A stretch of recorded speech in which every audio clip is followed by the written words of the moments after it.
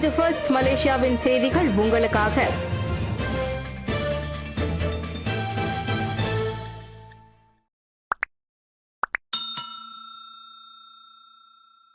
மலாய்க்காரர் அல்லாதோரின் வழிகளுக்கு நிவாரணம் அளித்தால் டிஇபி கொள்கை மீதான அவர்களின் அதிருப்தி தணியும், கைரி கருத்து. சில முக்கிய அம்சங்களுக்கு அரசாங்கம் உரிய தீர்வு கண்டால் டிஇபி எனப்படும் புதிய பொருளாதார கொள்கை மீதான மலாய்க்காரர் அல்லாதோரின் அதிருப்தி குறையக்கூடும். முன்னாள் அமைச்சர் கைரி ஜமாலுடீன் அவ்வாறு கூறியுள்ளார். கல்வி உள்ளிட்ட துறைகளில் சம வாய்ப்புகள் தரப்பட்டால் டிஇபி கொள்கையின் கீழ் மலாய்க்காரர்களுக்கு இதர பூமி புத்ராக்களுக்கும் அனுபவிக்கும் சிறப்பு சலுகைகள் மீதான அவர்களின் வருத்தம் தணியும் என கைரி சொன்னார். தம்மை பொறுத்தவரை பூமி புத்ராக்களுக்கு இருக்கும் சலுகைகள் மலாய்க்காரர் அல்லாதோரின் கண்களை பெரிதாக உறுத்துவதில்லை. ஆனால் அனைத்து பாடங்களிலும் ஏ பெற்றும் உள்நாட்டு பல்கலைக்கழகங்களில் பயில வாய்ப்பு கிடைக்காதது போன்ற நியாயமான எதிர்ப்புகள் நிறைவேறாமல் போவதே அவர்களின் தீராத வழியாக உள்ளது. அதை மட்டும் அரசாங்கம் நிவர்த்தி செய்துவிட்டால் டிஇபி மீதான அவர்களின் அதிருப்தி அதுவாக அகன்றுவிடும் என தனது கெலூர் செகேச்சா போட்காஸ்ட் தொடரின் புதிய பதிவில் கேஜே சொன்னார். கல்வி வாய்ப்புகளில் டிஇபியின் இன விகிதாச்சார அடிப்படையிலான கொள்கை பூமிபுத்ரா அல்லாத மாணவர்கள் மீது பாகுபாடு காட்டும் நடவடிக்கை என காலம் காலமாக அதிருப்தி நிலவுகிறது. பொய் செய்தி பரவலை முறியடிக்க sebenaria.my இணையதளத்தில் AI சாட்பாட் வசதி அறிமுகம், தமிழிலும் வருகிறது. பொய் செய்தி பரவலை தடுக்கவும் இணையத்தில் உறுதி செய்யப்படாத தகவல்களை பயனர்கள் சரிபார்க்கவும் ஏதுவாக AI உதவியுடன் சாட்பாட் sebenaria.my தானியங்கி உரையாடல் செயலி அறிமுகப்படுத்தப்பட்டுள்ளது. Artificial intelligence fact check assistant அல்லது சுருக்கமாக AIFA என்று அழைக்கப்படும் அதனை தொடர்பு அமைச்சர் ஃபமி ஃபட்சில் அறிமுகப்படுத்தினர். மலேசிய தொடர்பு மற்றும் பல்லூடக ஆணையமான MCMCயின் மேற்பார்வையில் 24 மணி நேரங்களும் அது சேவையில் ஈடுபட்டிருக்கும். செபனானியா இணையதளம் வாயிலாகவும் 0386887997 என்ற வாட்ஸ்அப் எண்கள் வாயிலாகவும் இந்த chatbot.sebenaria.my வசதியை பயன்படுத்தலாம். அனைத்து சாராரும் பயன்பெறும் விதமாக மலாய், ஆங்கிலம், மாண்ட்ரின், தமிழ் ஆகிய 4 மொழிகளிலும் இந்த AIFA சாட்பாட் வசதி தயாராகியுள்ளது.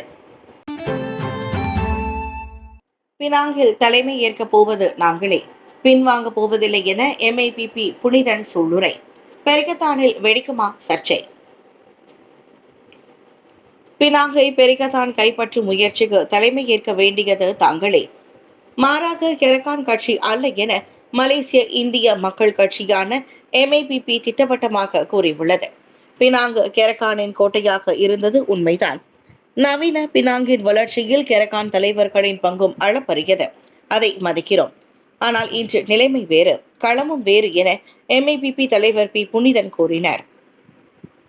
சீன வாக்காளர்கள் DAPக்கான தங்களின் விசுவாசத்தை தொடருவதால் வெற்றிக்கான மாற்று வழியை தேடுவது காலத்தின் கட்டாயம். ஆக இந்திய மலாய் வாக்காளர்களை குறிவைத்து தேர்தலை சந்திப்பது நமக்கிருக்கும் சிறந்த தேர்வாகும். அம்முயற்சிக்கு பெரிக்கத்தானின் 4வது உறுப்பு கட்சியான MAPP தலைமை ஏற்பது பலன் தரும் என்றார் அவர். MAPPயின் அத்திட்டத்தை கெரக்கான் தலைவர் டொமினிக் லாவ் முன்னதாக விமர்சனம் செய்திருந்தது தொடர்பில் புனிதன் அறிக்கை வெளியிட்டுள்ளார். புதுவரவான MAPPயை விட பினாங்கில் கெரக்கானுக்கே அனுபவம் அதிகம், தேர்தல் கேந்திரமும் வலுவாக உள்ளது. எனவே பினாங்கில் பெரிக்கத்தானுக்கு MAPP தலைமை ஏற்பதென்பது சாத்தியம் இல்லாத ஒன்று என டொமினிக் கூறியிருந்தார். முகூர்த்த காலுடன் களை கட்டியது சுங்கை பட்டாணி தைப்பூசம். நாளை கொடியேற்றம், திரளாக பங்கேற்க பக்தர்களுக்கு அழைப்பு. நாட்டில் தைப்பூச திருவிழாவுக்கு பிரசித்தி பெற்ற முருகன் திருத்தலங்களில் கெடா, சுங்கை பட்டாணி, ஸ்ரீ சுப்பிரமணிய சுவாமி தேவஸ்தானமும் அடங்கும். ஸ்லாங்கூர் பத்துமலை, பினாங்கு தண்ணீர்மலை தைப்பூசங்களுக்கு அடுத்து பெரிய விழாவாக கொண்டாடப்படும் சுங்கை பட்டாணி தைப்பூச விழாவில் ஒவ்வொரு வருடமும் 3 லட்சத்திற்கும் அதிகமான பக்தர்கள் கலந்து கொள்வர். இவ்வாண்டு தைப்பூசம் இன்னும் 2 வாரங்களில் கொண்டாடப்படவிருக்கும் நிலையில் சுங்கை பட்டாணி தைப்பூச விழாவிற்கான முகூர்த்த கால் நடும் நிகழ்வு நேற்று முன்தினம் விமர்சையாக நடைபெற்றது. அதில் 200க்கும் அதிகமான பக்தர்கள் கலந்து கொண்டனர். இந்நிலையில் நாளை ஜனவரி 31ஆம் தேதி வெள்ளிக்கிழமை தேவஸ்தானத்தில் கொடியேற்றும் வைபவம் நடைபெறுவதால் பக்தர்கள் திரளாக கலந்து கொள்ளுமாறு அதன் தலைவர் ராஜேந்திரன் கேட்டுக்கொண்டார். சுங்கை பட்டாணி தைப்பூசம் கடந்த ஆண்டை விட சிறப்பாக பக்தர்களுக்கு வசதியாக அமைவதற்கு தேவஸ்தானம் பல முன்னேற்பாடுகளை செய்து வருவதாகவும் அவர் சொன்னார். காஜாங் மருத்துவமனையின் 7 வயது சிறுமி மரணம். சித்திரவதை செய்த சந்தேகத்தில் பெற்றோர் கைது. காஜாங் மருத்துவமனையில் 7 வயது சிறுமி மரணமடைந்த சம்பவத்தில் அவளது பெற்றோர் கைதாகியுள்ளனர். இருவரும் புதன்கிழமை விடியற்காலை 1 மணிக்கு சுயநினைவற்ற நிலையில் மகளை மருத்துவமனையில் சேர்த்துள்ளனர். அவசர சிகிச்சை பிரிவில் சேர்க்கப்பட்ட போதே மகள் இறந்துவிட்டதை மருத்துவர்கள் உறுதிப்படுத்தினர். இந்நிலையில் அன்று மதியம் மேற்கொள்ளப்பட்ட பிரேத பரிசோதனையில் சிறுமியின் உடலில் பழைய மற்றும் புதிய காய தழும்புகள் காணப்பட்டன. மகளின் மரணத்திற்கு கூர்மையற்ற ஆயுதத்தால் அடி வயிற்றில் ஏற்பட்ட காயமே காரணம் என்றும் உறுதி செய்யப்பட்டது. இதையடுத்து பிள்ளையை சித்திரவதை செய்த சந்தேகத்தின் பேரில் 38-40 வயது மதிக்கத்தக்க பெற்றோர் கைதானதாக காஜாங் போலீஸ் தலைவர் துணை ஆணையர் நாஸ்ரோம் அப்துல் யூசுப் தெரிவித்தார். கொலை குற்ற விசாரணைக்காக இன்று முதல் இருவரும் தடுத்து வைக்கப்பட உள்ளனர். கத்தும்பா தமிழ் பள்ளிக்கு மூடு விழாவா? கல்வி அமைச்சு உடனடி நடவடிக்கை எடுக்க கோரிக்கை. கெடா பாலிங் மாவட்டத்தில் அமைந்துள்ள கத்தும்பா தமிழ் பள்ளி தற்போது மூடப்படும் அபாயத்தில் இருப்பதாக பெற்றோர்கள், மாணவர்கள் மற்றும் முன்னாள் மாணவர்கள் கவலை தெரிவித்துள்ளனர். முன்னதாக கத்தும்பா தோட்டத்தில் செயல்பட்ட கத்தும்பா தமிழ் பள்ளி கடந்த ஆண்டு ஏப்ரலில் கல்வி அமைச்சின் ஆலோசனையின் பேரில் பெகான் தாவார் தேசிய பள்ளியில் இணைக்க கட்டாயமாக நகர்த்தப்பட்டது. பின்னர் இவ்வாண்டு தொடக்கத்தில் பெகான் தாவார் தேசிய பள்ளியில் புதிய கட்டட கட்டுமானம் என்ற பெயரில் கத்தும்பா தமிழ் பள்ளி மாணவர்கள் வேறு பள்ளிக்கு சென்றிட கல்வி இலாகா நடவடிக்கை எடுத்தது. இத்தகைய கட்டாய மாற்றங்கள் மற்றும் மாற்று திட்டங்களை கத்தும்பா தமிழ் பள்ளியை மூடுவதற்கான திட்டமாக பார்க்காமல் வேறேற்றபடி பார்ப்பதென கத்தும்பா தமிழ் பள்ளி வாரிய குழு தலைவர் கிருஷ்ணா முனியாண்டி கேட்கிறார். தமிழ் பள்ளிகள் கல்வி மட்டும் அல்லாமல் மொழி, கலாச்சாரம் மற்றும் அடையாளத்தை காக்கும் அரிய பொக்கிஷமாக உள்ளது. இந்நிலையில் கத்தும்பா தமிழ் பள்ளி மூடப்பட்டால் அவ்வட்டார தமிழ் சமூகத்திற்கு பேரிழப்பாகும் என அவர் வேதனை தெரிவித்தார். இவ்வேளையில் மடானி அரசாங்கம் உடனடி நடவடிக்கையில் இறங்கி இந்த கத்தும்பா தமிழ் பள்ளியை காப்பாற்ற வேண்டும் என மலேசிய தமிழ் பள்ளிகளின் அரசு சாரா இயக்கங்களின் கூட்டமைப்பு தலைவர் மா வெற்றிவேலன் கேட்டுக்கொண்டார். தமிழ் பள்ளிகளின் எதிர்காலத்தை பாதுகாக்க மத்திய மாநில அரசுகள் இணைந்து செயல்பட வேண்டும். தனி சமூகத்திற்கும் மொழிக்குமான உரிமைகளை பறிக்காத விதத்தில் கல்வி நடவடிக்கைகள் வடிவமைக்கப்பட வேண்டும். எனவே இவ்விஷயத்தில் அமைச்சர் ஃபட்லினா சிட்டேக் நல்லதொரு முடிவை எடுக்க வேண்டும் என வெற்றிவேலன் வலியுறுத்தினார். கும்பமேளா கூட்ட நெரிசலில் 30 பேர் பலி, 60 பேர் காயம். நீதி விசாரணைக்கு முதலமைச்சர் உத்தரவு.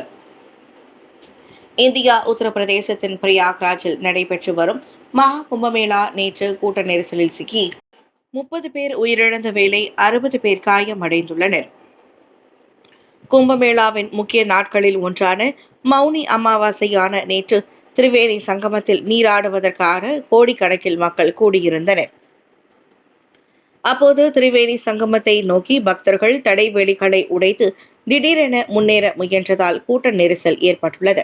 இதனால் தள்ளு முள்ளுவிலும் சிக்கியும் மிதிப்பட்டும் மூச்சு திணறியும் உயிர் பலி ஏற்பட்டது.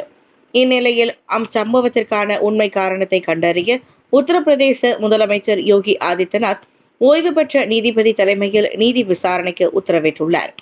தனியாக போலீஸ் விசாரணையும் தொடரும் என்றார் அவர். கூட்ட நெரிசலில் உயிரிழந்தவர்களின் குடும்பங்களுக்கு தலா 25 லட்சம் ரூபாய் நிவாரண நிதியும் அறிவிக்கப்பட்டுள்ளது. உலகம் முழுவதிலும் இருந்து 40 கோடி பக்தர்கள் கூடுவார்கள் என தெரிந்தும் அரசாங்கம் ஏற்பாடுகளில் மெத்தனமாக செயல்பட்டிருப்பதாக எதிர்க்கட்சிகள் குற்றம் சாட்டியுள்ளன. முன்னதாக பக்தர்களுக்கு உணவு தயாரிக்கும் கூடங்களில் எரிவாயு தோம்புகள் வெடித்து பெரும் தீ ஏற்பட்டது குறிப்பிடத்தக்கது. உலகின் மிகப்பெரிய ஆன்மீக கூட்டமான இந்த மகா கும்பமேளா பிப்ரவரி 26ஆம் தேதி வரை நடைபெறவுள்ளது. வெளிநாட்டு வாழ்க்கை துணைகள் 3 ஆண்டுகளில் PR தகுதிக்கு விண்ணப்பிக்கலாம். புள்ளி மதிப்பீடு முறையும் அகற்றம். மலேசியர்களின் வெளிநாட்டு வாழ்க்கை துணைவர்கள் பிஆர் எனப்படும் நிரந்தர வசிப்பிட தகுதிக்கு விண்ணப்பிக்க இனி 3 ஆண்டுகள் மட்டுமே காத்திருக்க வேண்டும். இதுநாள் வரை அதற்கு விண்ணப்பிக்க அவர்கள் 5 ஆண்டுகள் காத்திருக்க வேண்டியிருந்த நிலையில் உள்துறை அமைச்சான கேடிஎன் அறிக்கை வாயிலாக இப்புதிய மாற்றத்தை அறிவித்துள்ளது. எனினும் மலேசியர்களை திருமணம் செய்து குறைந்தபட்சம் 3 ஆண்டுகள் ஆன வெளிநாட்டு வாழ்க்கை துணைவர்கள் பிஆருக்கு விண்ணப்பிக்க தகுதி பெறுவதற்கு முன்பு குறைந்தபட்சம் 1 வருடத்திற்கு LTSVP எனப்படும் நீண்டகால சமூக பயண அட்டையை வைத்திருக்க வேண்டும். அதே சமயம் விண்ணப்பதாரர்கள் மத்தியில் குழப்பமானதாகவும் கடினமானதாகவும் பார்க்கப்பட்ட பிஆர் விண்ணப்பங்களுக்கான புள்ளிகள் அடிப்படையிலான மதிப்பீட்டு முறையும் அகற்றப்பட்டுள்ளது.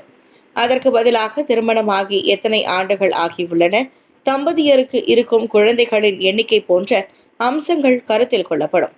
இப்புதிய மாற்றங்கள் குடும்ப அமைப்பை ஆதரிப்பதிலும் அரசின் கொள்கைகள் ஆக்கப்பூர்வமானதாகவும் அனைத்து தரப்பினரும் நியாயமானதாகவும் இருப்பதை உறுதி செய்யும் என கேடிஎன் நம்பிக்கை தெரிவித்தது.